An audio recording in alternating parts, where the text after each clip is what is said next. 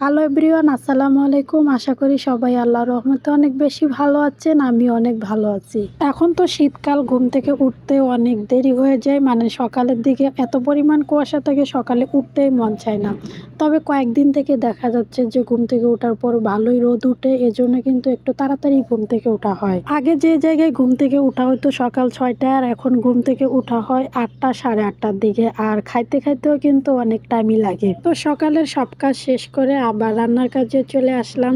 প্রথমে ভাত বসায় দিলাম। আমাদের বাড়িতে 3 বেলায় ভাত খাওয়া হয়, আর এখন তো আমার বাবার ডায়াবেটিস বেশি, এজন্য দুবেলা করে রুটি খাওয়া হয়। মানে আমার বাবা মা দুজনে দুবেলা করে রুটি খায় আর একবেলা ভাত খায়। তবে মাঝখান দিয়ে বিপদে পড়ছে আমি আর ভাবি। এর কারণ কি জানেন? মানে তারা যদি রুটি খায়, আমাদের তো ভাত খাইতে হয়, আর ভাত খাওয়ার এত পরিমাণ রুচি লাগে না। সবাই মিলে যদি একসাথে ভাত খাওয়া হয় তাহলে কিন্তু খাইতে ভালো লাগে। তবে কি আর করার, এখন কোনো কিছুই তো করার নাই। তবে আমরাও মাঝে মাঝে রুটি খাই। আমার কাছে কেন জানি 3 বেলা ভাত খাইতে বেশি ভালো লাগে। আর আমার মা আমাকে সবসময় বলে যে 3 বেলা করে ভাত খাওয়ার জন্য, কারণ আমি একটু শুকনা বেশি, এজন্যে। তার মাঝে যদি আমি আবার ডায়েট করি রুটি খেয়ে খেয়ে, তাহলে তো আরো চিকনা হয়ে যাবো। এজন্য আমার মা বলে যে তুই 3 বেলা করে ভাত খাবি। তো আমি একদিকে আবার ভাত বসায় দিচ্ছি, অন্যদিকে আবার আমি তরকারি কাটতেছি, ফুলকপি কাটতেছি, সাথে ছিল সিম, আলু, এগুলো দিয়ে মাছ দিয়ে রান্না করব।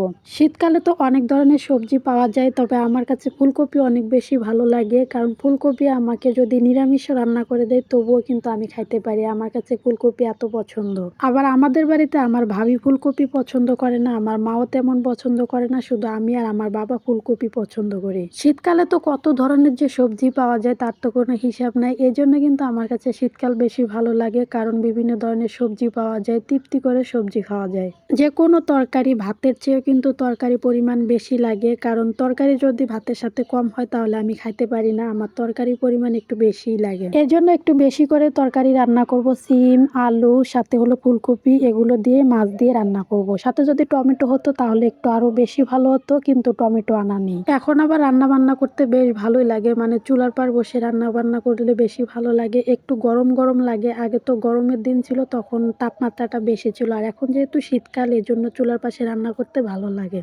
তো আমার ভাতটা কিন্তু হয়ে গেছে, এখন ভাতের মার ছাড়তে হবে। অনেকে কিন্তু ভাতের মার ছাটে না, তবে আমাদের বাড়িতে ভাতের মার না ছাটা পর্যন্ত কেউ কিন্তু ভাত খাইতে পারে না। আর যেহেতু গরু আছে, এর জন্য ভাতের মার ছাটা হয়। তবে এই ভাতের মারটা গরুর চেয়ে আমাদের ছাগলকেই বেশি খাওয়ানো হয়, কারণ একটা ছাগলও আছে আমার, এই ছাগলকেই খাওয়ানো হয়। আমার কিন্তু ভাত রান্নাটা হয়ে গেছে, এখন তরকারিটা বসায় দিতে হবে। কে কিভাবে রান্না করে সেটা আসলে জানি না, আমি যতটুকু পারি সেভাবেই কিন্তু আমি রান্না বান্না করি।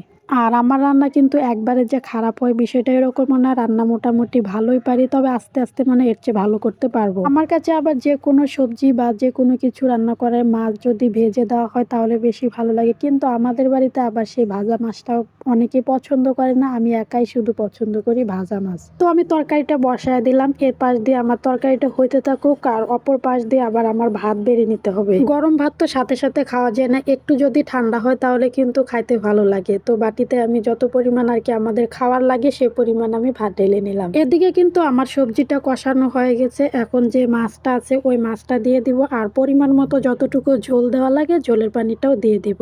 আমাদের বাড়িতে আবার ঝোল সবাই অনেক বেশি পছন্দ করে, এই জন্য কিন্তু ঝোলের পরিমাণটা একটু বেশিই দিতে হয়। তো আমার তরকারিটা কিন্তু অলরেডি রান্না হয়ে গেছে, এখন এটা বাটিতে ঢেলে নিব। পাতলা ঝোলের যে কোনো সবজি রান্না করলে আমাদের বাড়িতে সবাই অনেক পছন্দ করে, এজন্য কিন্তু ঝোলটা একটু বেশি দেওয়া হলো। অনেকে হয়তো কমেন্ট করবেন যে এত ঝোল কেন দেওয়া হলো, তাই সেটা ক্লিয়ার করে দিলাম। তো আজকের ভিডিওটা এ পর্যন্তই, দেখা হচ্ছে আপনাদের সাথে নতুন ভিডিওতে।